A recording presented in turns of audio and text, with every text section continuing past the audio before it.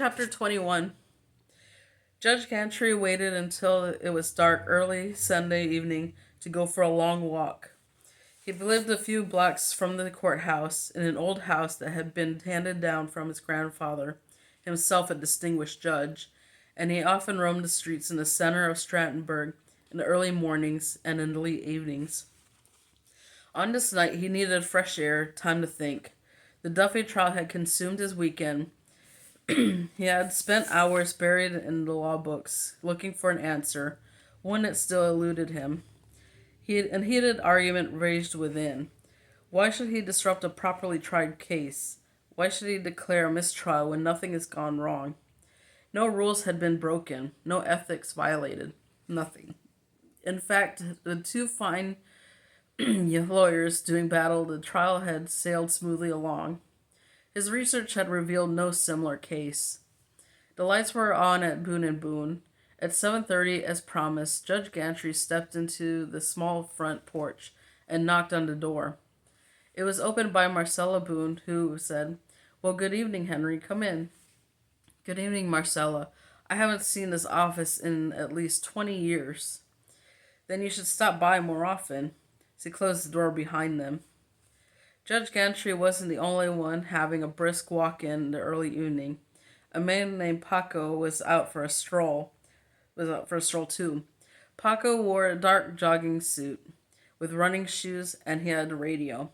He kept his distance, and since the judge never thought about being followed, he was easy to trail. They roamed through the central Strattonburg, one man deep in serious thought and oblivious to anyone around him, the other a block behind, carefully stalking as the shadows grew long and daylight disappeared. When Henry Gantry walked into Boone and Boone after dark, Paco jogged by the office, got the name and street number, and kept going until he turned the corner. Then he clicked a button on his two-way radio and said, "He's inside at the Boones." "Okay, I'm close by." The response came from Omar Cheap. Moments later, Cheap picked up Paco and they turned onto Park Street. When the Boone and Boone building was visible, they quietly eased into a parking place far down street. Cheap turned off the lights and the engine and rolled down his window for a smoke. "Did you see him go in?" he asked. "No," Paco said. "I saw him turn off the sidewalk and head for the front door. I know he's in there. It's the only place open along here. Very strange." It was Sunday night, and the other office buildings were dark and deserted. Only the Boone firm showed signs of activity. All of its downstairs lights appeared to be on. "What do you think they're doing?" Paco asked. "Not sure. The Boones were in Gantry's office Friday. The whole family, which makes no sense because Gantry was very busy. They're not criminal lawyers, you know. He drafts deeds and she handles divorces. So there's no reason to barge into Gantry's office in the middle of a murder trial. And the kid, I just don't get it. Why would the parents take the kid out of school and in to see Gantry? The kid's been hanging around all week, snooping around a trial." "This is Theo?" "Yep. Kid thinks he's a lawyer. Knows every cop, every judge, every court clerk. Hangs around courtrooms. Probably knows more law than most lawyers. He and Gantry are big pals. He goes to see Gantry with his parents, and suddenly Gantry decides not to hold court on Saturday, after promising all week. Something's going on here, Paco, and it's not in our favor." "You talked to Nance or Mr. Duffy?" "No, not yet. Here's what we do. I would almost send you up there to poke around the building, look inside, see who's there, but it's too risky. If they see you, they get spooked. They stop whatever they're doing. Maybe they call the cops. It is Judge Gantry, you know. Things could get complicated. So here's a better plan. I'll call Gus and get the van. We can park it closer up the street, and when they come out, we take pictures. I want to know who was in there." "Who do you think?" "Don't know, Paco, but I'll bet $100 the Boone family and Gantry are not in there playing gin rummy." Something's going on here, and I don't like it. Judge Gantry walked to the library where Mr. Boone, Ike, and Theo were waiting. The long table that dominated the room was covered with books, maps, notepads, and gave the impression that a lot of work was underway. Everyone shook hands, said their hellos. There was some small talk about the weather, but with more important matters looming, the chit chat didn't last long. Needless to say, Judge Gantry said after they were all seated, "This little meeting is off the record. We're doing nothing wrong, mind you, since we're not involved in the case. But I can hear lots of questions being asked if word gets out. Understood?" "Of course, Henry," Miss Boone said. "No problem," Ike said. "Not a word," Mr. Boone said. "Yes, sir," Theo said. "Good. Now, you said that you have something to show me." The three adult Boones looked at Theo, who immediately jumped to his feet. His laptop was on the table in front of him.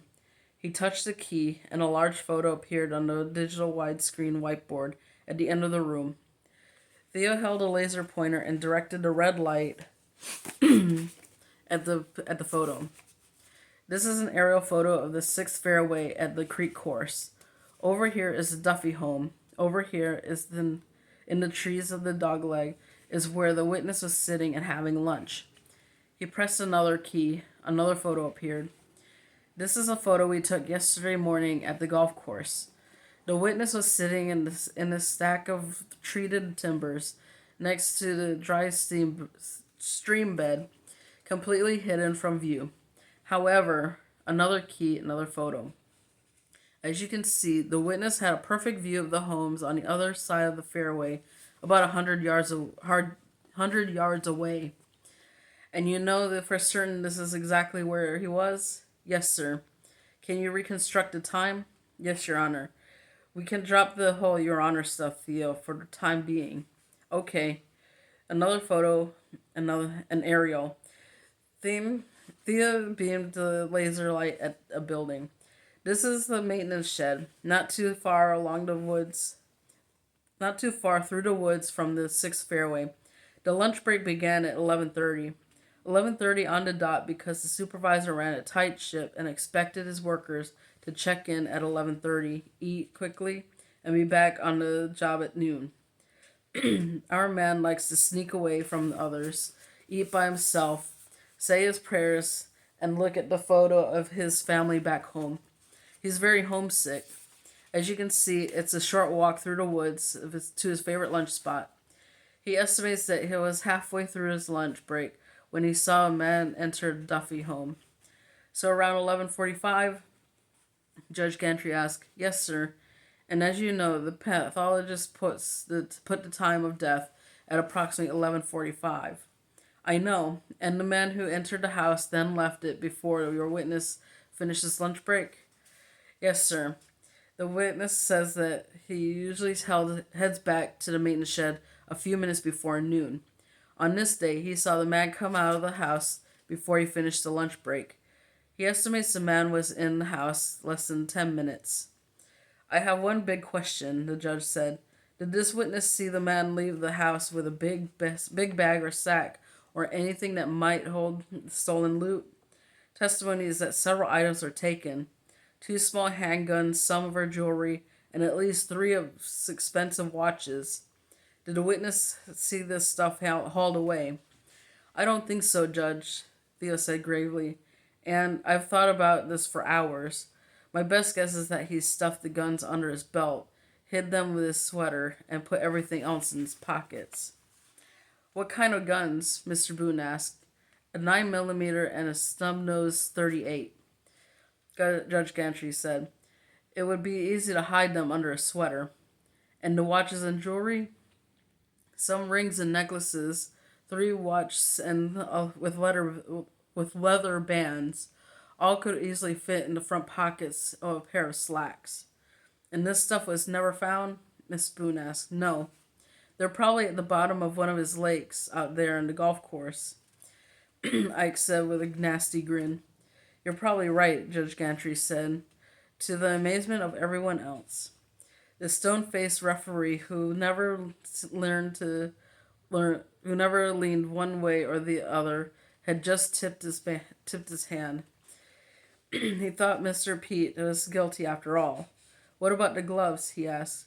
Theo picked up a small brown box, sat it on the table, and then pulled out a Ziploc plastic bag holding the two golf gloves. He placed it in front of Judge Gantry, and for a second or two everyone stared at the evidence as if it were a bloody butcher's knife. Theo pressed a key, and another photo appeared on the screen. This is the 14th tee box, South 9. The witness was repairing a sprinkler head right about here, on a small hill overlooking a tee box. When he saw the same man remove these two gloves from his golf bag and throw them in the trash basket. A question, Judge Gantry said. At the moment he tossed away these gloves, was he wearing another set of gloves? It was obvious to the Boones that the judge had dissected every detail of the story. I've never asked him that question, Theo said. Probably so, Wood said. It's not unusual for a golfer to keep extra gloves in his bag. Why would that matter? Miss Boone asked. Not sure that it would. I'm just very curious right now, Marcella. There was a long pause, as if those present were thinking the same thing, but no one wanted to mention it. Finally, Theo said, Judge, you could always ask the witness. So, he's here? Yes, sir. He's in my office, Henry, Miss Boone said. He's now represented by the Boone's law firm. Does that include Theo? Judge Gantry asked, and everyone thought it was somewhat funny. You have to assure us, Henry, that he will not be arrested or prosecuted for anything, Mr. Boone said. You have my word, Judge Gantry said. Bobby Escobar sat across the table from the judge. To his left was Julio, his cousin and interpreter, and to his right was his Aunt Carola. It was a family affair with Hector and Rita back in Miss Boone's office watching television. Theo began his direct examination with the same aerial photo of 6 Fairway Creek course. With the red laser light, he and Bobby pinpointed the exact spot where he'd been eating his lunch. Theo changed photos, asked his questions carefully, and gave Julio plenty of time to translate. The story unfolded perfectly. Woods, Marcella, and Ike sat back and watched with enormous pride, but all three were ready to catch any mistake. Once the facts were established and Bobby had established himself as a reliable witness, Judge Gantry said, Now let's talk about identification. Since Bobby had never met Pete Duffy, he could not say that he was the man who entered the house. He did say that the man was wearing a black sweater, tan slacks, and a maroon golf cap, the same outfit Pete Duffy was wearing at the time of the murder. Theo flashed up a series of photos of Pete Duffy, all taken from the newspaper. To each, Bobby could only say that the man in the photo definitely resembled the man he'd seen.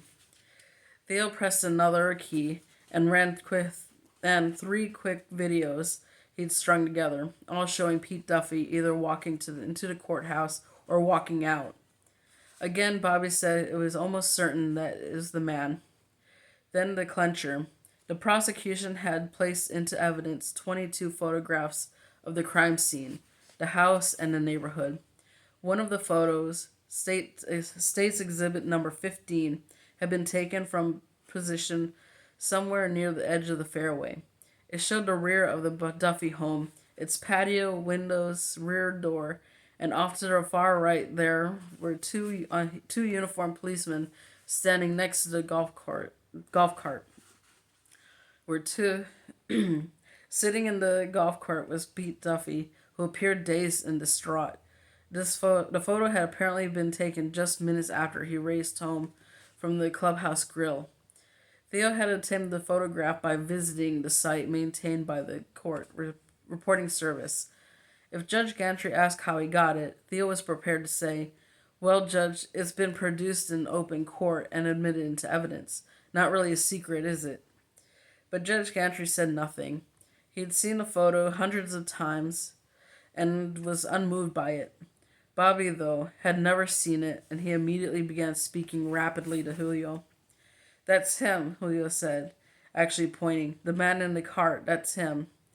Let the record show, Your Honor, that the witness has just identified the defendant, Mr. Peter Duffy. Got it, Theo, Gantry said. And that's the end of chapter 21.